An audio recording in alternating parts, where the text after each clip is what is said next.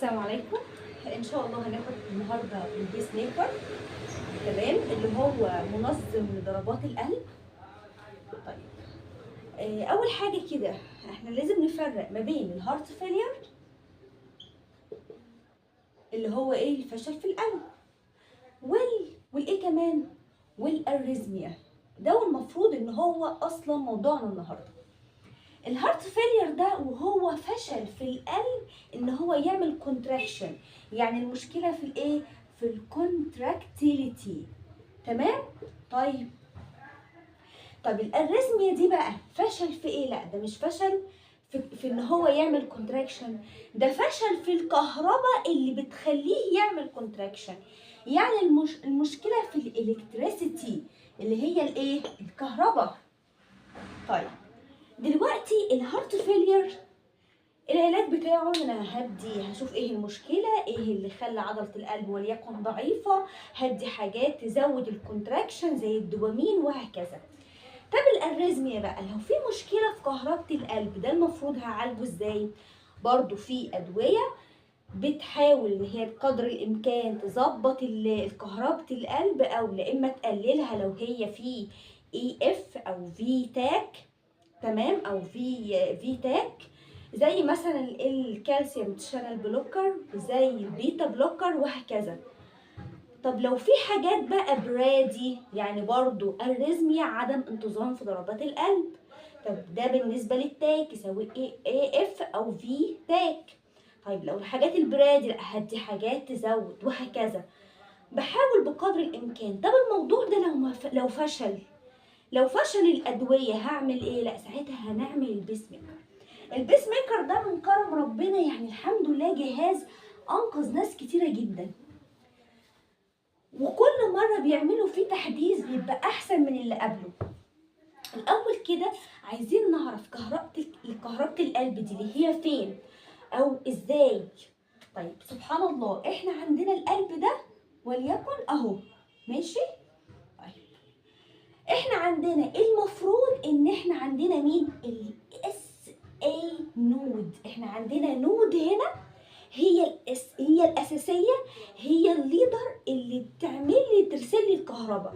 القلب بياخد كهربته من نفسه، مش محتاج اشارات من المخ خالص، هو فيه اوتوماتيسيتي، عنده حاجه لها القياده اللي هي بتعمل الايه، بتعمل الكهرباء. زي مين؟ الاس اي نود دي الاساسيه، موجوده فين؟ موجوده في الاتريوم. طيب وبعد كده عندي حاجه اسمها الاي في نود يعني ساينس اتريوم نود. دي اي في نود، اتريوم فنتريكولار نود، تمام.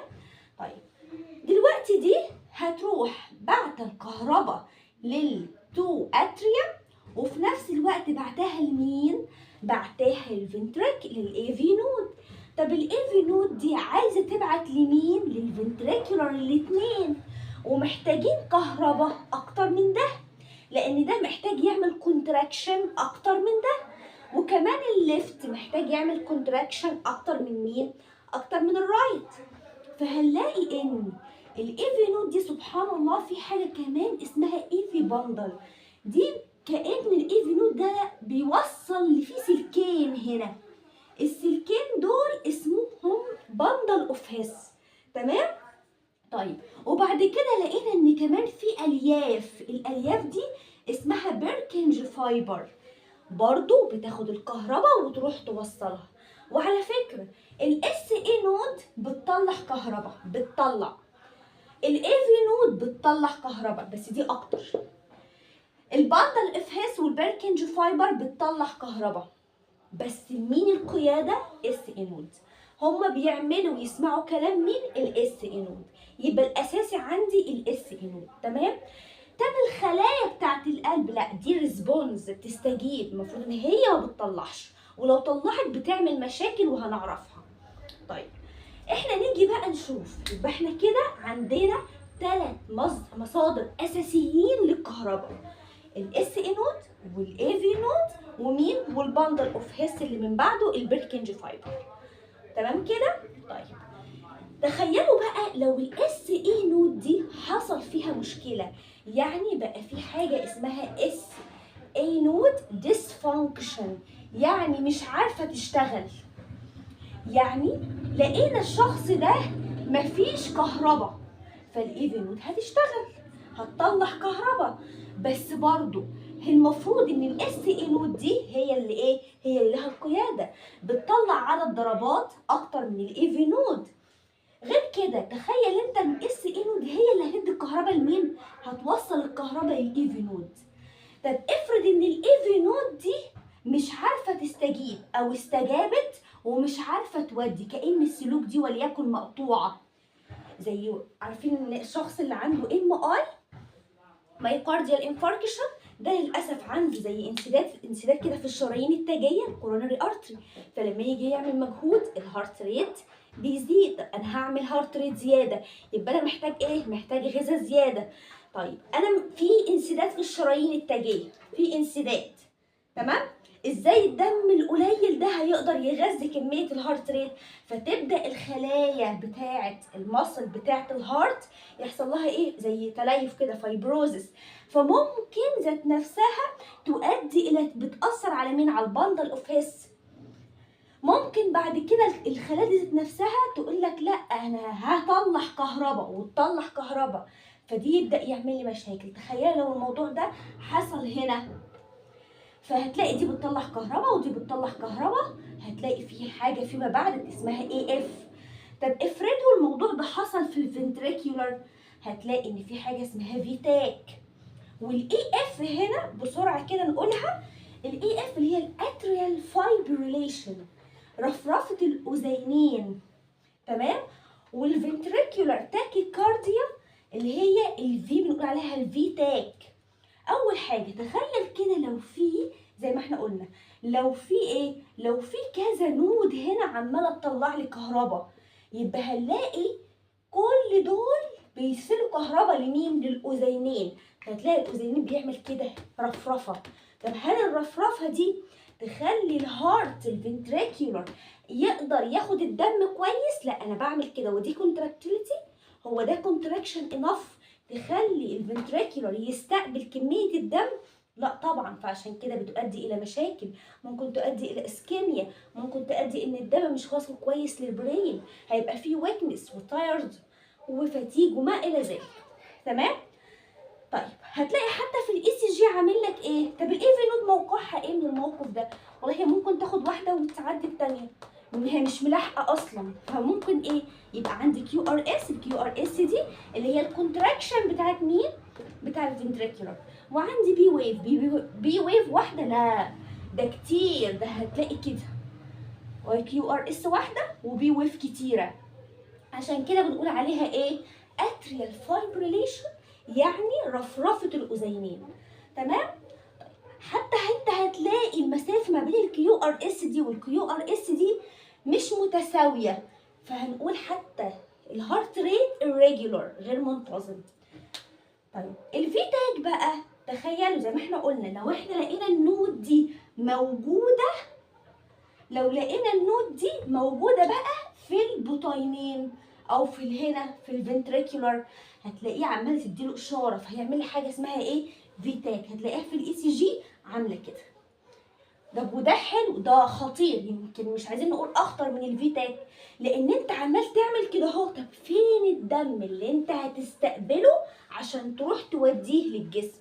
يعني المفروض ده فيه اوكسجينيتد بلاد، والفنتريكولار ده يروح واخده، تمام؟ ويروح بعته لمين؟ بعته للاورطه. فين لما انت عمال تعمل لي كده وفي كونتراكتيلتي جامده، لدرجه ان كان في دكتور ربنا يبارك له يا رب كان شرح لنا قبل كده وقال ان في حاله قابلته، وعقبال ما راح المستشفى طبعا ما كانش هيلحق الفيتاك، ممكن يدخل معايا في كاردياك ارست، راح مسك بقبضه ايدي كده وراح ضربه مره واحده على الشيست، بحيث ان هو ايه؟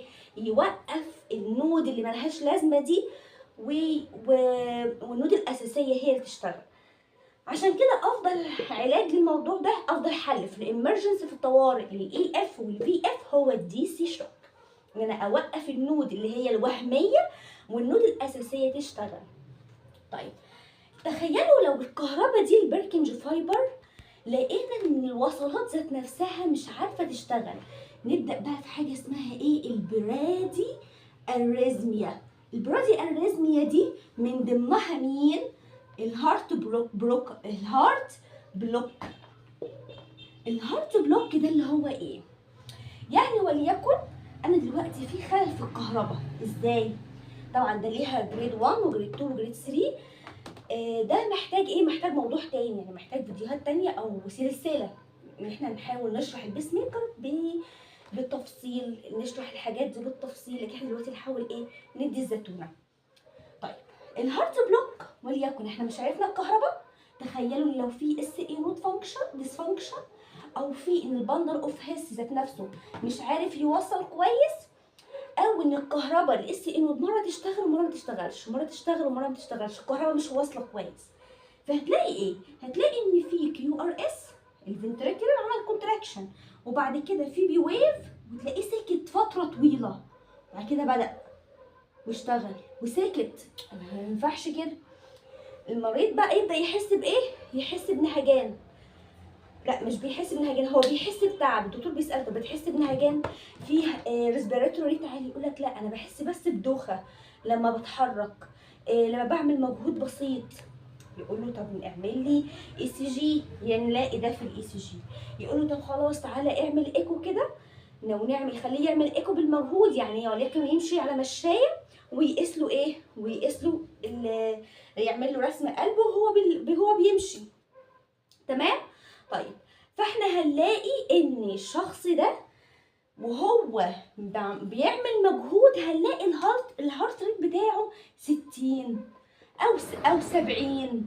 الله، طب ما هو 70 و60 ده وبالمجهود هنلاقيها ايه؟ هنلاقيها قليله، هنلاقيها يعني المفروض بالمجهود ده يبقى اكتر من 100. يبقى نشك على طول نقول ده لا ده كده فيه مشكله وده هارت بلوك. طيب الحل بقى ايه في الموضوع ده؟ تخيلي لو اس اي نود دي ما بتشتغلش، ده كده ممكن الواحد يحصل له مشكله وكاردياك ارست ويموت. طيب نيجي بقى نعمل ايه؟ نركب البيس ميكر ده. البيس ميكر ده منظم ضربات القلب. والله ده فيه كذا نوع. نوع ايه؟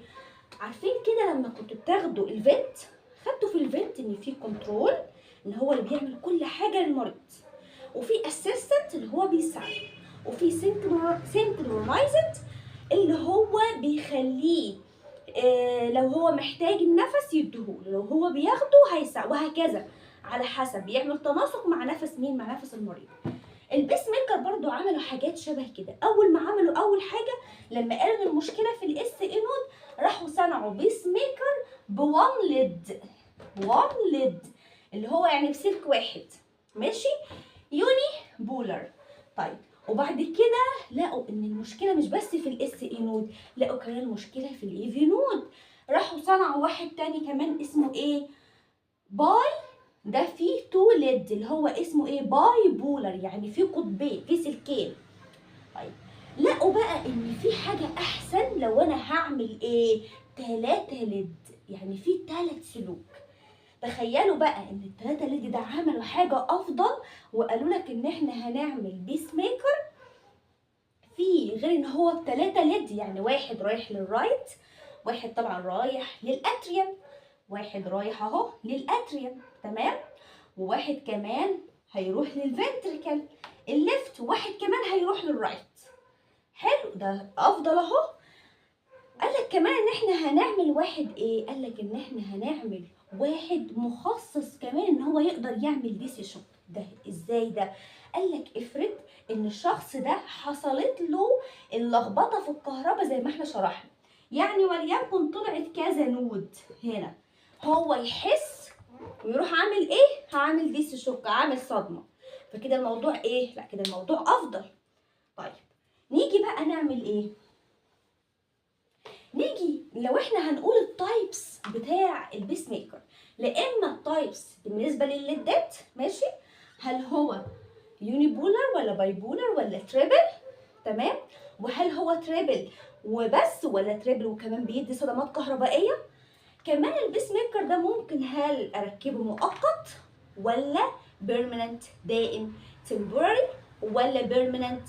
يعني وليكن الشخص ده حصلت له اريزميا بسبب مشكله سكندري، سكندري زي ايه؟ زي ما احنا قلنا في مشكله عنده ام اي، عنده مشاكل تانية في الهارت، بيشرب قهوه كتير، بيعمل ستريس كتير، بيدخن، حاجات كده ممكن ايه تعمل لي اريزميا. طيب ده ساعتها هنركبه وقت معين وما الدنيا تتحسن معاه هنروح عينينه. طب البيرمننت لا، ده كده هيبقى على طول بقى نركبه. طيب ايه كمان البيس ميكر ممكن نعمل لها التايبس بتاعتها؟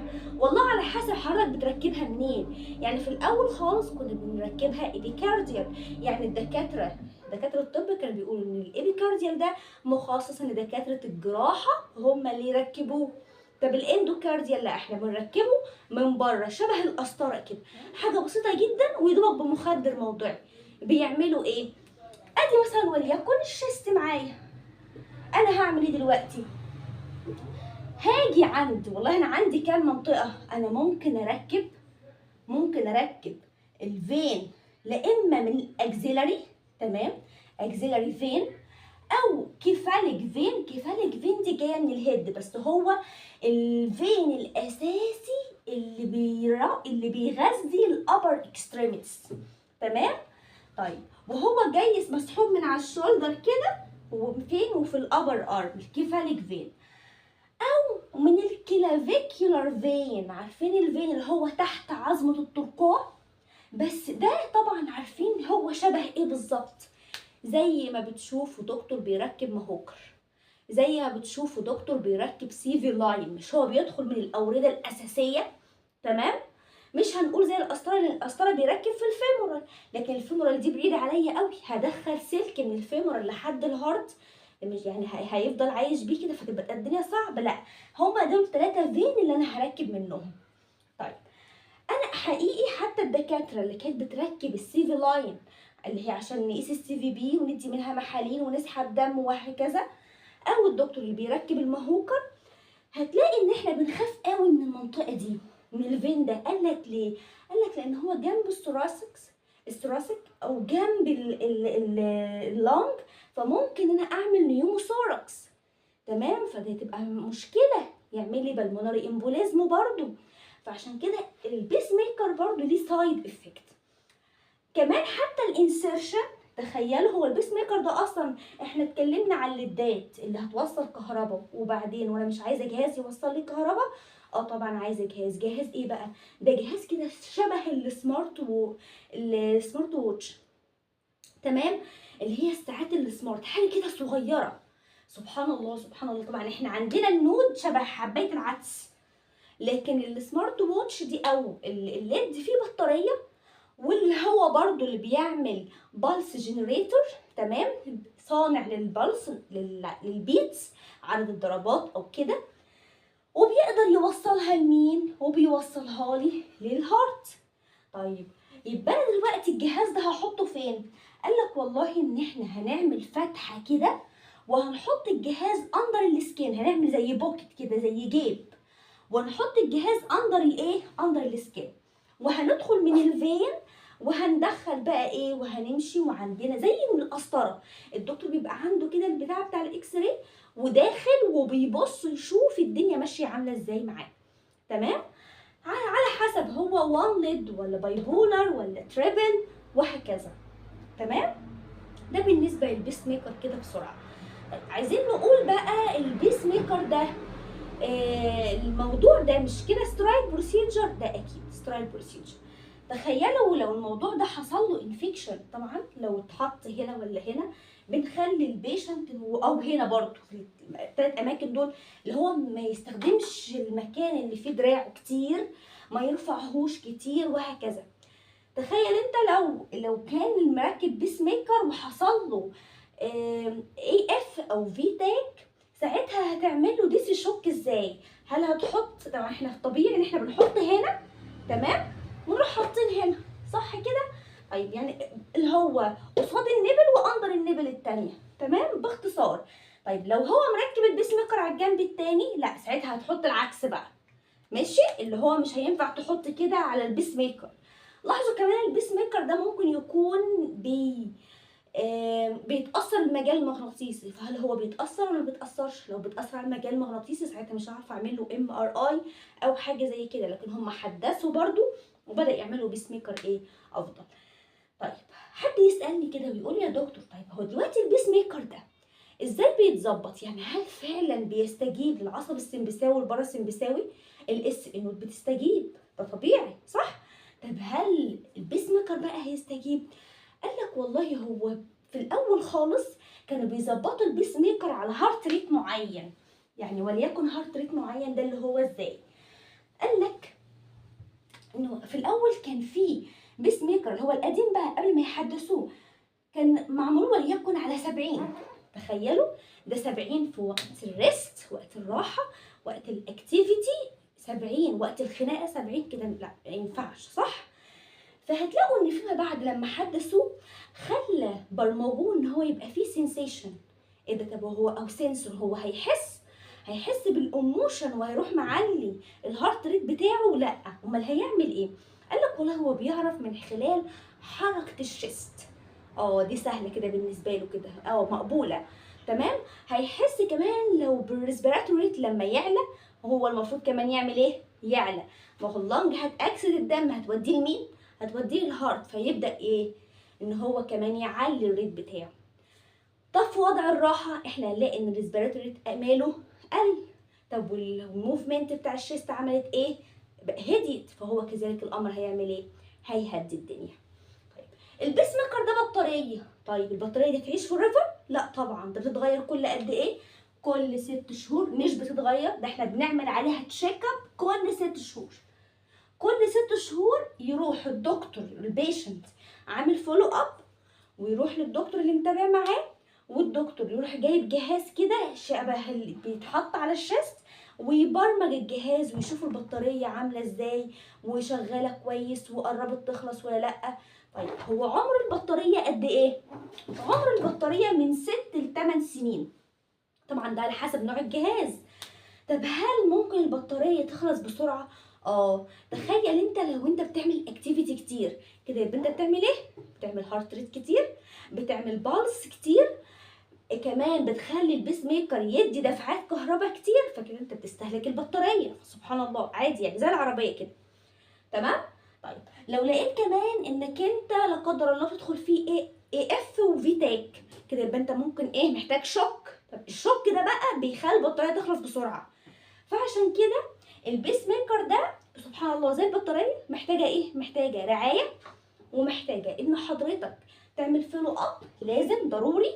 وكمان قبل ما البطاريه تخلص عشان انت تعمل فولو اب تروح عامل ايه؟ بيروح يغيروا لك البطاريه بتاعت